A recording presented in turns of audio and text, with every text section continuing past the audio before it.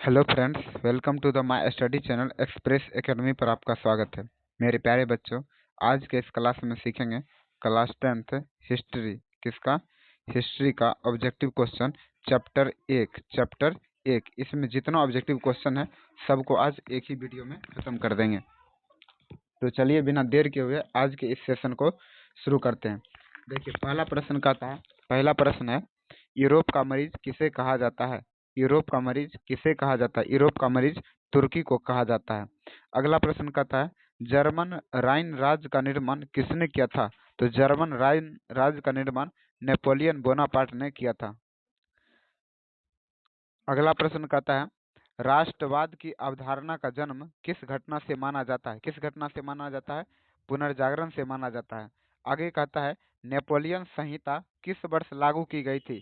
तो नेपोलियन संहिता 1804 ईस्वी में लागू किया गया था। आगे कहता है, गैरिबाल्डी गैरिबाल्डी का पेशा क्या था? गैरिबाल्डी का पेशा क्या था? नाविक था। अगला प्रश्न कहता है, इटली एवं जर्मनी वर्तमान में किस महादेश में आते हैं? तो इटली एवं जर्मनी वर्तमान में यूरोप महादेश में आते हैं। आगे कहता है, 1829 ईस्वी में एड्रियानोपल की संधि किस देश के साथ हुआ था? तो तुर्की के साथ हुआ था। आगे कहता है, फ्रैंकफर्ट की संधि कब हुई थी?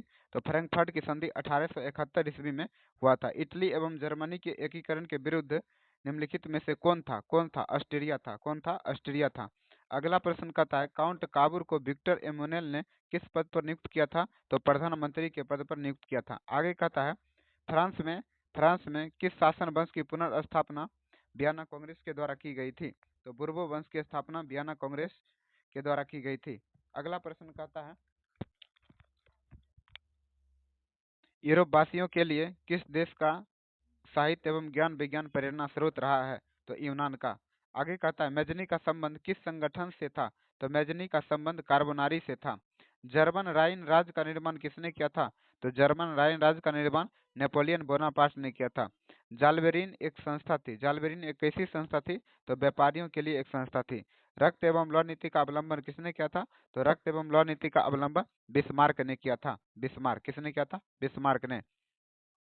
ओटो बिस्मार्क निम्नलिखित में से कहाँ का राजा घोषित किया गया था? तो जर्मनी का राजा घोषित किया गया था। यूनान को स्वतंत्र राष्ट्र घोषित किया गया था। कब किया गया था यूनान को? 1832 ईस्वी में। फ्रांस की किस संस्था ने लुई 16 में और उसकी रानी को फांसी की सजा दे दी गई थी?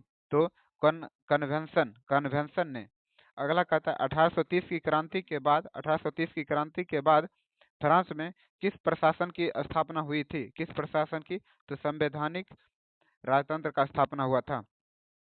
किस संधि द्वारा स्वतंत्र यूनान राष्ट्र का उदय हुआ था? एड्रियानोपल की संधि में। अगला प्रश्न कहता है, नव गुएल्फ आंदोलन का प्रणेता कौन था? जियोबर्टी। कौन था? जियोबर्टी। आगे कहता है, निम्नलिखित में से किस युद्ध के परिणाम स्वरूप जर्मनी का एकीकरण पूरा हुआ था? तो सीडान के युद्ध के फलस्वरूप जर्मनी का एकीकरण पूरा हुआ था। आगे कहता है, निम्नलिखित में से किस वर्ष अलेक्जेंडर चिप्सलांटी के नेतृत्व में यूनान में विद्रोह शुरू हो गया था? तो 1821 ईस्वी में शुरू हो गया था। हितेरिया फिलाइक नामक संस्था की स्थापना हुई थी। कहाँ में हुआ था? ओडिशा में हुआ था। ओडिशा में हुआ था। निम्नलिखित में से कौन जैकोबिन क्लब का सदस्य था? तो टीपू सुल्तान एक जैकोबिन क्लब का सदस्य था। अगला प्रश्न कहता है, प्रश्न नंबर, वियना सम्मेलन की मेजबानी निम्नलिखित में से किसने किया था? तो मेटरनिक ने किया था।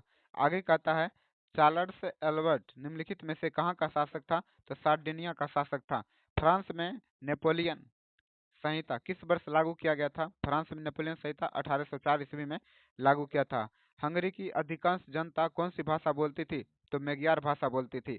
नेपोलियन ने जर्मनी में किस संघ की स्थापना किया था? तो राइन संघ का स्थापना किया था। आगे कहता है, वियना सम्मेलन का आयोजन किस वर्ष किया गया था? वियना सम्मेलन का आयोजन 1815 ईस्वी में किया गया था। किस वर्ष गैरिबाल्डी ने रोम पर आक्रमण की योजना बनाई थी? 1862 ईस्वी में। पूर्व वंश का शासन किस देश में था? बुर्बो वंश का शासन किस देश में था? फ्रांस में था। मासिले किस देश के राष्ट्रभक्ति गीत है? मासिले किस देश की राष्ट्रभक्ति गीत है? यानी फ्रांस का। आगे कहता है, सन 1870 ईस्वी में फ्रांस और पर्सा के बीच युद्ध कहाँ में हुआ था? तो सीडान में युद्ध हुआ था। राष्ट्रवाद का अवधारणा का जन्म किस घटना से माना जाता है? तो पुनर्जागरण से माना जाता है। मेटरनिक कौन था? मेटरनिक कौन था? ऑस्ट्रिया का चांसलर था। इटली की स्थापना किसने किया था? इटली की स्थापना किसने किया था? इटली की स्थापना मेजिनी ने किया था। यंग यूरोप की स्थापना कब किया गया था? यंग यूरोप की स्थापना कब किया गया था? यंग यूरोप की स्थापना 1834 ईस्वी में की गई थी। सेडोबा के युद्ध में किसकी पराजय हुई थी? सेडोबा के युद्ध में ऑस्ट्रिया की पराजय हुई थी। लाल कुर्ते का गठन किसने किया था? लाल कुर्ते का गठन गैरिबाल्डी ने किया था। यूरोपीय सभ्यता का पालना किसे कहा जाता है? यूरोपीय सभ्यता का पालना किसे कहा जाता है? यूनान को कहा जाता है। वर्साई की संधि कब हुआ था? तो वर्साई की संधि 1919 ईस्वी में हुआ था। मेटरनिक मेटरनिक क्या था? मेटरनिक क्या था? मेटरनिक एक प्रतिक्रियावादी था। मेटरनिक का पतन कब हुआ था? मेटरनिक का पतन 1848 ईस्वी में हुआ था। बिस्मार्क क्या था? बिस्मार्क एक कूटनीतिज्ञ था। इटली के एकीकरण का तलवार किसे कहा जाता है? इटली के एकीकरण का तलवार गैरिबाल्डी को कहा जाता है। इटली एवं जर्मनी के एकीकरण के विरुद्ध में कौन सा देश था? ऑस्ट्रिया था। हनोई समझौता कब हुआ था? हनोई समझौता 1946 ईस्वी में हुआ था। हनोई समझौता 1946 ईस्वी में हुआ था। मेटरनिक व्यवस्था का उद्देश्य क्या था? मेटरनिक व्यवस्था का उद्देश्य पुरातन व्यवस्था की पुनर्स्थापना था। किसने कहा था कि जब फ्रांस छिपता है तो यूरोप में सर्दी और जुकाम आ जाता है? मेटरनिक ने कहा था। नेपोलियन कोड में कुल कितने कोड थे? नेपोलियन कोड में कुल मिला के 5 कोड थे। कितने कोड थे? कुल मिला के 5 कोड थे। अगला प्रश्न, रोमानीवाद क्या था? रोमानीवाद क्या था? एक सांस्कृतिक आंदोलन था। मरियान किस देश के राष्ट्रवाद का प्रतीक था? तो फ्रांस का। मरियान किस देश के राष्ट्रवाद का प्रतीक था? फ्रांस का। एक्ट ऑफ यूनियन किस वर्ष आया था? 1707 ईस्वी में आया था। किसने अपनी कूटनीति के बल पर इटली की समस्या को संपूर्ण यूरोप की समस्या बनाया था? काउंट काबूर। काउंट काबूर कौन था? काउंट काबूर एक इटली का प्रधानमंत्री था। फ्रेंड्स ऑफ इटली नामक संस्था का गठन किसने किया था? मेजनी ने किया था। विलियम प्रथम कहाँ का शासक था? विलियम प्रथम पर्सा का शासक था। जालवेराइन जालवेराइन की स्थापना किस राज्य ने किया था? तो पर्सा ने किया था। किस राज्य ने किया था? पर्सा ने किया था। बिस्मार्क किस विद्वान बिस्मार्क किस विद्वान की विचारधारा से प्रभावित थे? बिस्मार्क जो था हीगेल के विचारधारा से प्रभावित था। किस युद्ध के बाद जर्मनी का एकीकरण हुआ था? सीडान के युद्ध के बाद जर्मनी का एकीकरण हुआ था। जर्मेनिया क्या थी? जर्मेनिया क्या थी? जर्मन राष्ट्र का एक प्रतीक था। जर्मनी का एकीकरण कब पूरा हुआ था? 1871 ईस्वी में जर्मनी का एकीकरण पूरा हुआ था। आगे कहता हिगेल कौन था? हिगेल कौन था? एक दार्शनिक था। सन 1870 ईस्वी में फ्रांस और पर्सा के बीच युद्ध कहाँ में हुआ था? सेडान में हुआ था। सेल्सविग और हेल्सटीन का संबंध किस देश के एकीकरण से था? तो जर्मनी के एकीकरण के संबंध में था। सेडान का युद्ध कब हुआ था? सेडान का युद्ध 1870 ईस्वी में हुआ था। हंगरी की भाषा क्या थी? हंगरी की भाषा मेगियार थी। अगला प्रश्न कहता है यूरोपीय राष्ट्रवाद से प्रभावित होकर किस भारतीय शासक ने जैकोबिन क्लब की स्थापना किया था? तो टीपू सुल्तान ने किया था। आगे कहता है 19वीं शताब्दी में यूरोप में राष्ट्रवाद के विकास का परिणाम क्या था? यानी राष्ट्रीय राज्यों की स्थापना करना था। नेपल्स की संधि कब हुआ था? 1821 ईस्वी में हुआ था। पोलैंड के विद्रोह को किसने कुचल दिया था? तो रूस ने कुचल दिया था।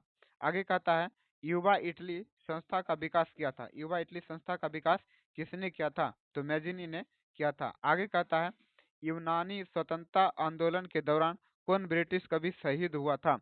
तो लॉर्ड वायरन। कौन हुआ था? Lord Byron. आगे कहता है मरियान किस देश के राष्ट्रवादी प्रतीक था? यानी राष्ट्रवाद का प्रतीक था। तो फ्रांस का प्रतीक था। जर्मनी के एकीकरण के लिए बिस्मार्क ने कितने युद्ध किया था? तो 3 युद्ध किया था। कितना युद्ध किया था? 3 युद्ध किया था। फ्रांस के किस राजा ने कहा था अंग्रेजी राजा की भांति शासन करने की अपेक्षा लकड़ी काटना अधिक पसंद करूंगा? कौन कहा था? चार्ल्स दसम।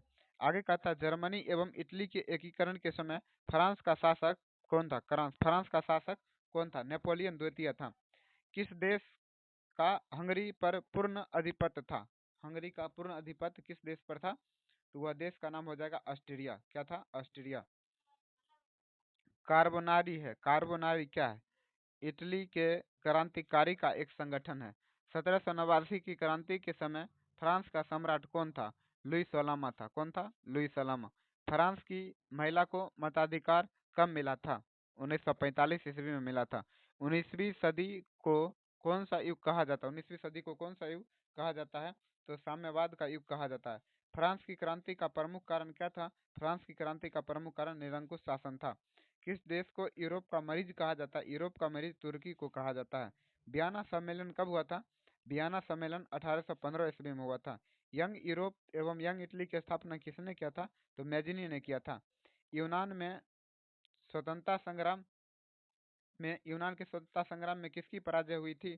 तो तुर्की की पराजय हुई थी। मेटरनिक कहाँ का चांसलर था? तो मेटरनिक एक ऑस्ट्रिया का चांसलर था। यूरोप में राष्ट्रवाद की पहली स्पष्ट अभिव्यक्ति किस क्रांति के साथ हुआ था? किस क्रांति के साथ हुआ था? फ्रांस की राजक्रांति के साथ हुआ था। किस देश का हंगरी पर पूर्ण अधिपत्य था? अभी तुरंत बताए थे, ऑस्ट्रिया। अगला प्रश्न, यूनानी स्वतंत्रता आंदोलन के दौरान कौन ब्रिटिश कवि शहीद हुआ था? उस कवि का नाम क्या था? Lord Byron. आगे कहता है, हीगेल कहाँ का दार्शनिक था? इससे पहले भी बताए थे, हीगेल एक जर्मनी का दार्शनिक था। कार्बोनारी नामक गुप्त संस्था संगठन की स्थापना किस देश ने किया था? तो इटली ने किया था। फ्रांस के किस राजा ने कहा था कि अंग्रेजी राजा की भांति शासन करने की अपेक्षा लकड़ी काटना अधिक पसंद करूंगा? तो चार्ल्स दसम ने कहा था। कार्बोनारी की स्थापना किस वर्ष की गई थी? तो कार्बोनारी की स्थापना 1810 ईस्वी में किया गया था। ये था क्लास 10th चैप्टर 1 का ऑब्जेक्टिव क्वेश्चन, यानी हिस्ट्री। क्या था? हिस्ट्री। तब तक इतना ही।